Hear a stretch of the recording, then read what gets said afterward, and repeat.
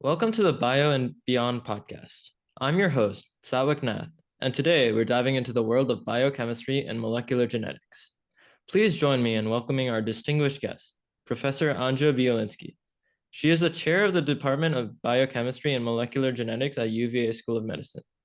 She is an expert in DNA replication.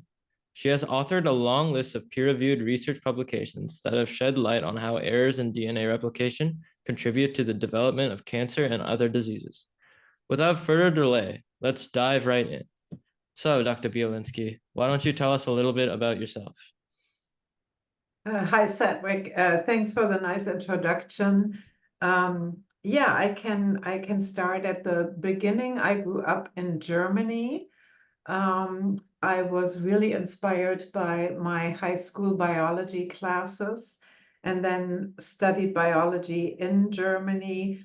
I was fascinated by immunology and I got my PhD in immunology from the University of Düsseldorf. And then we usually do a postdoctoral training after we receive our PhD degree. And so for that, I moved to the US and I went to Brown University and did something completely different than immunology. I worked on cell cycle and DNA replication in the microorganism budding yeast, the same yeast that you use for beer brewing and baking bread. It's a wonderful model organism. And so I continued on that track. I liked working in the US. I applied for independent faculty positions, and that brought me to the University of Minnesota. And I started there in the biochemistry department, and I studied DNA replication and replication coupled repair for about 15 years in budding yeast. And then with the advent of very efficient genome editing techniques, I switched to human cells and studied similar problems in human cells. And in the past 5 years, we have mostly concentrated on genetic diseases in DNA replication and repair genes. Those are rare diseases. Very often they are cancer predisposition syndromes, which means that they predispose individuals to cancer. So cancer starts at an early age and at a higher frequency than in the normal population. And then about 1.5 years ago, I moved to Virginia. And as you said, I'm now the chair of the Biochemistry and Molecular Genetics Department. That's really interesting. I like how you came from Germany to the US. That's something that not many people do. How would you say that affected your experiences compared to others? So Germany has a very hierarchical system, at least back then. So we're talking, 25 years ago, when I got my PhD degree there. And I always felt, especially as a woman, that it was hard to break through that old boys network. It's gotten better since then. I haven't worked in Germany for the past few decades, but I have a lot of colleagues in Germany, and the system is improving, at least in those respects. But the US system is quite different. And I think what I liked about it was that your independent work counted for a lot. So no matter what your training was, when the work that you did as a postdoc impacted your field of research and helped your colleagues to design and develop their own research programs, then that counted for a lot. And they were very helpful in helping you to find an independent position. That was something that I didn't know from Germany. So I really like the way that the US system was structured, and that it was a very merit-based system, more so than just whom you knew, right? In Germany, I always felt like if you knew the right people, not that it didn't matter what you were doing and what you were achieving in science, right? It wasn't that black and white. But if you knew the right people, it was easier to get in independent positions. And in the US, I felt like you were promoted due to your own merit or the merit of your work. That's really interesting. I've talked to many people with unique experiences, but this is the first time I've talked with someone who came from out of the country and had specific experiences from that. So, why don't you elaborate a bit on some of the specific focus areas and how does that impact the world? The focus area in my Focus areas of your work. of the research. Yeah, of the research. Yeah, yeah. So we're studying a process that is fundamental to every living cell, and that's the process of replicating your DNA or duplicating the genetic material that's in the cell before the cell divides, right? You need two copies if you're undergoing cell division. And not just the sheer process of DNA synthesis, but really how it is initiated, how the bulk DNA synthesis is performed, and how it is terminated in the end. And what's interesting about DNA replication, when you look at the eukaryotic cell cycle, then the start point for replication is similar to a point of no return, right? So the cell makes a decision, am I going to replicate my DNA? And with that, it also makes the decision to eventually divide. And that's, of course, very relevant for cancer. In many cancers, that particular decision point is dysregulated. And so cancer cells, they are just, almost erratically dividing. They are synthesizing, duplicating their genome, and they are dividing. So that control point that controls the start of replication is often dysregulated in cancer. And so that's why many of us who are in the replication field find DNA replication and the initiation of DNA replication so interesting. And what we then appreciated after, maybe a decade of research is that it's not only the question, am I starting replication and then going through cell division, but also what happens during the process of replication. Our DNA is packaged into what we call chromatin. So it is packaged with proteins. And not all DNA is replicated at the same speed or with the same ease. There are structures that are intrinsic to DNA that can sometimes block replication or present an impediment. And at those points, the replication machinery, which we call replication forks, can stall.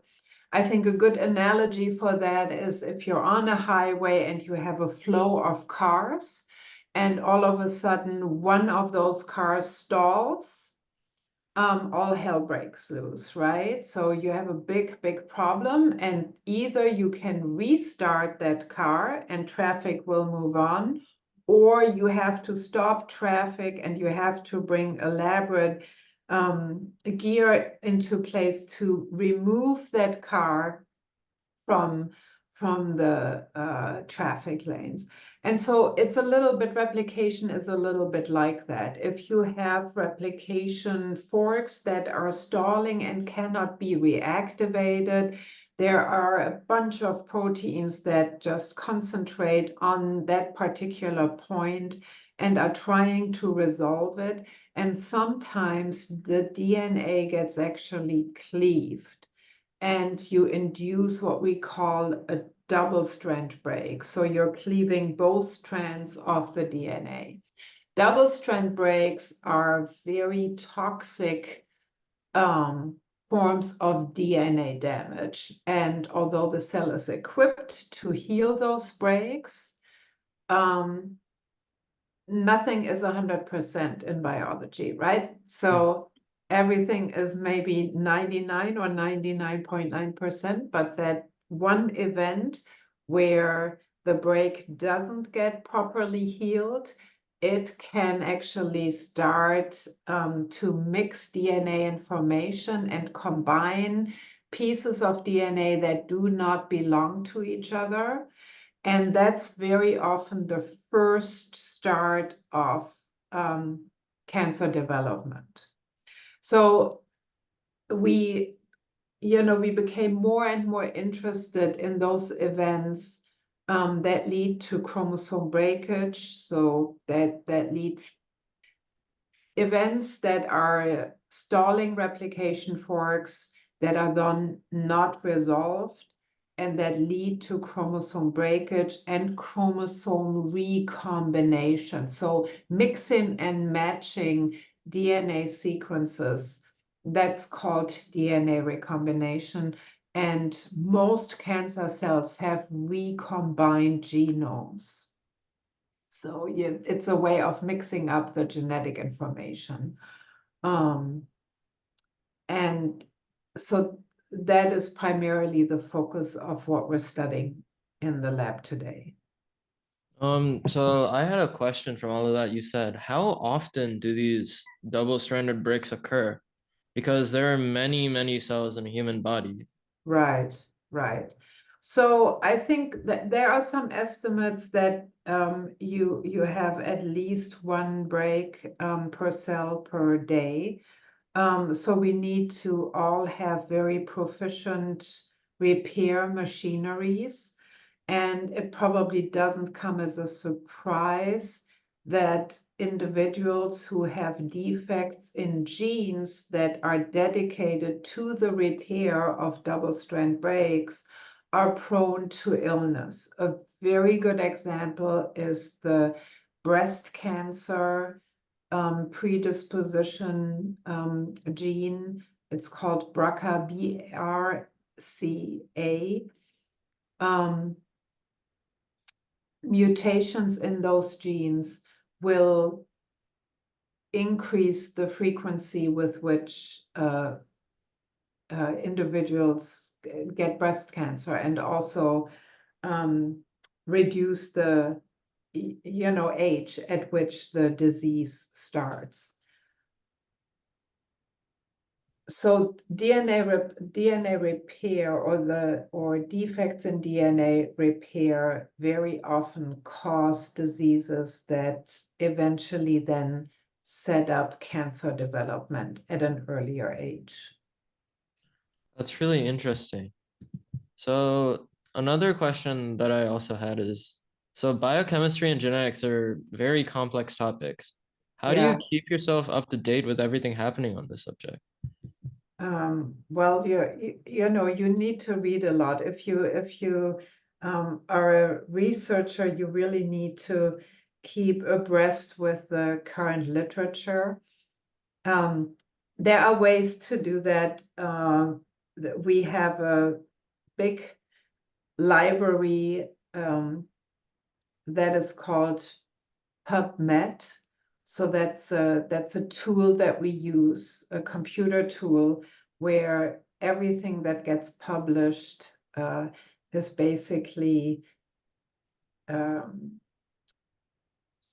accessible. So there's an inventory. It's a searchable database, right? So if you're interested in breast cancer, you put in breast cancer and let's say, that particular gene name, BRCA1, you'll get everything that's been published on that topic.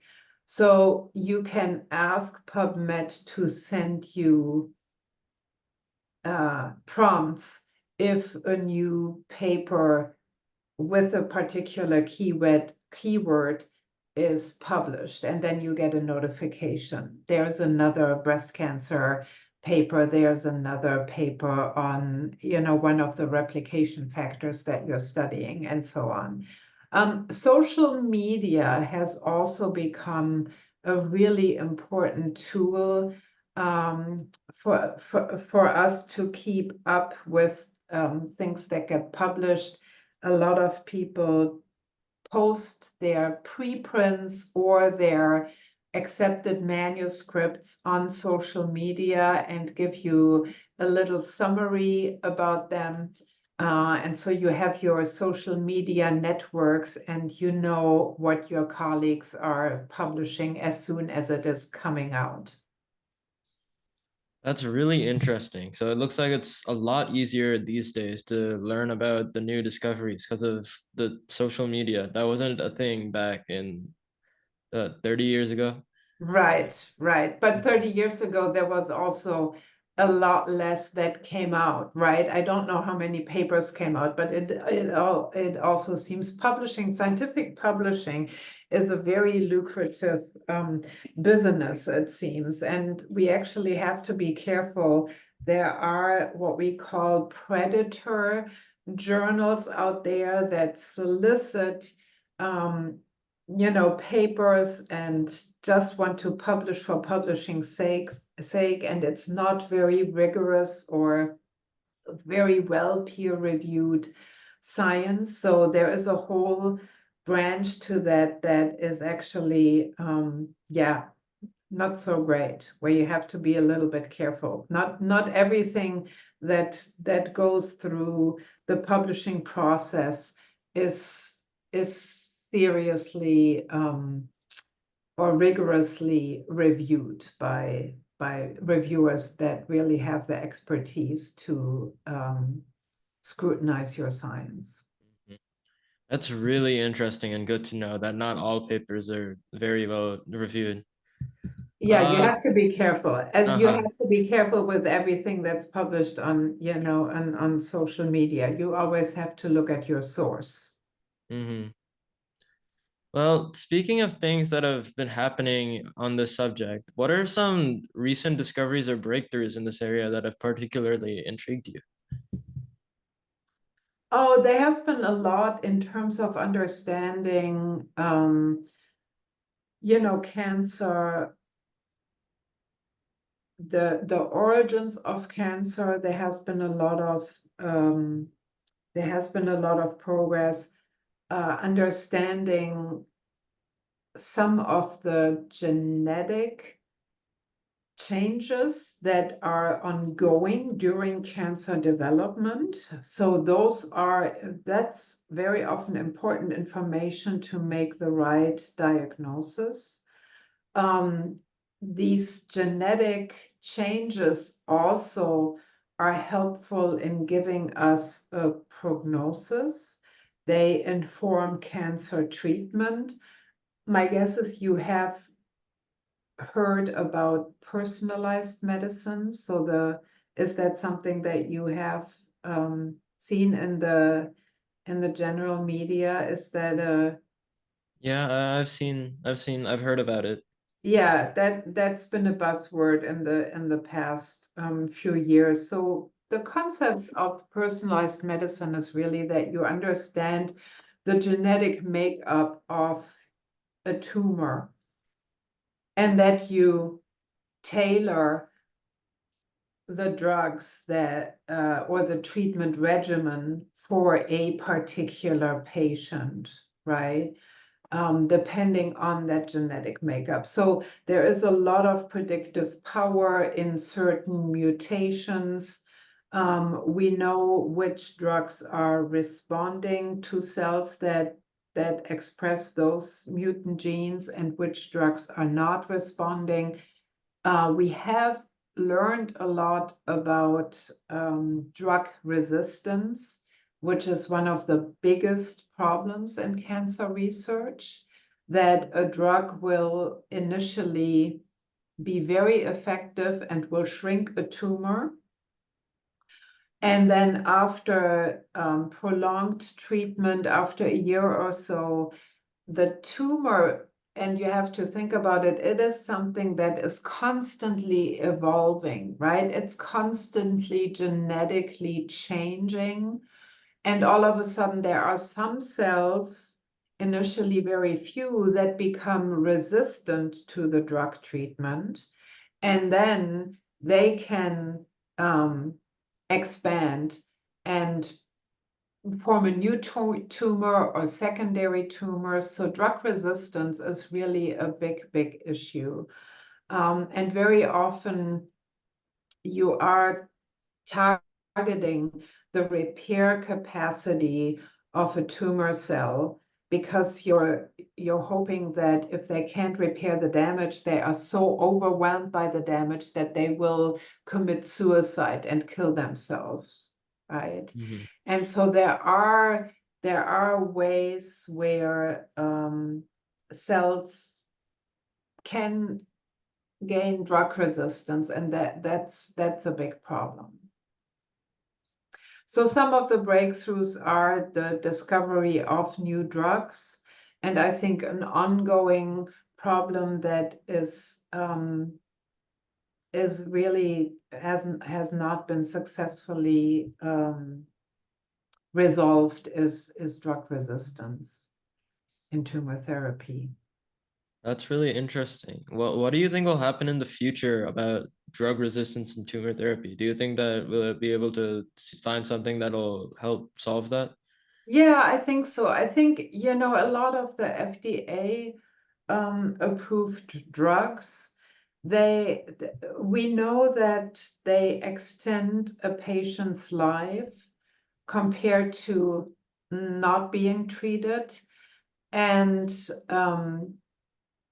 for many cancers, there haven't been that many new drugs on the market in the past 2 decades. So there have been things that have gotten approval without really understanding the biochemical mechanism. And I think there are a lot of approaches, genetic chemical screens that you can do to get a better handle on how drugs are actually acting on the cell. The concept of combination therapies, where you are not only targeting one specific deficiency of a cancer cell, but knowing, what kind of switches the cancer cell might initiate, and you can target that switch at the same time. Those are, I think, very promising strategies. So I do think the more we understand really about what genetic changes are happening in cancers, how drugs lead to new genetic changes, and what some of the repair pathways are that specific cancer types are starting to upregulate as they are becoming resistant to certain drugs, that will certainly help us to inform new strategies to combat drug resistance. That's really interesting. So, do you think that there will be any other changes in the future with these new advancements in technology? Yeah, so I don't know whether you've heard of cellular therapy. So cancer immunology is a big, big field that has gained a lot of traction in the past decade, I would say. And I think the idea is that you either train your own body's immune cells to recognize cancer and basically kill those cancer cells, or you genetically manipulate cells that you've taken from a cancer patient, and you've taken them out of the body, and you enable those cells through genetic changes to now recognize a cancer cell in that patient's body, right? So those are strategies, I think they become more mainstream, and they are very, very promising. They are, in a sense, very individualized. So that's basically fulfilling the promise or premise of personalized medicine. And those are certainly very successful strategies. Okay. Well, this will be my final question. Okay. What advice would you give to aspiring high school students interested in pursuing a career in biochemistry and molecular genetics? That's a good question. I would really advise to try to get exposed to real life research, may it be at a university or a hospital or a research institute, as soon as you can. Many of us, myself included, we take on high school students during the summer and give them often their very first exposure to a research lab. Everybody has, different ideas about what research might be like. And research on different topics, differs vastly. So one lab is not as like the next lab, right? Depending on what people are working on. But every lab usually has a very very interesting kind of sense of community. So people tend to work on their own projects, but there's also time when they come together and discuss all the projects that are going on in the lab. And being exposed to that at an early age, I think, can inspire you to do your own research. We have a lot of students who come to college who want to go and study medicine and become medical doctors. And I think part of it is that they know what a medical doctor will do, right? It's a job where everybody has a pretty good imagination, what will be done and what the profession is about. And for researchers, I think that's not that clear. And so I would say if you think you're interested in science, try to reach out to professors at universities and ask if there is an opportunity to spend a summer or some part of the summer in the lab as a volunteer. Many of my colleagues are accepting high school students, and I think you have to be at least 16, at least here at UVA, to be able to come and work in the lab. And you get permission from your parents and so on. But that's for many students, that's the first step to be exposed to research and really understand what it is, and also understand whether you like it or not. Okay. Well, is there anything else you would like to add? No, thank you for the opportunity. I think it's great what you're doing. Um, I uh, I just invite your listeners to contact me. You can find me on the UVA website, and if you have any questions about the research that we're doing, feel free to email me. Okay. Well, as we wrap up this insightful episode of the Bio and Beyond podcast, I would like to extend our sincere gratitude to Professor Bielinsky for sharing her wealth of knowledge and expertise. Her commitment to the field of biochemistry and molecular genetics and her passion for academics is truly amazing. Stay tuned for more captivating conversations at the intersection of biology, medicine, and technology. Until next time, this is Satwik Nath signing off from the Bio and Beyond podcast. Remember, the exploration never ends. There's always more to discover.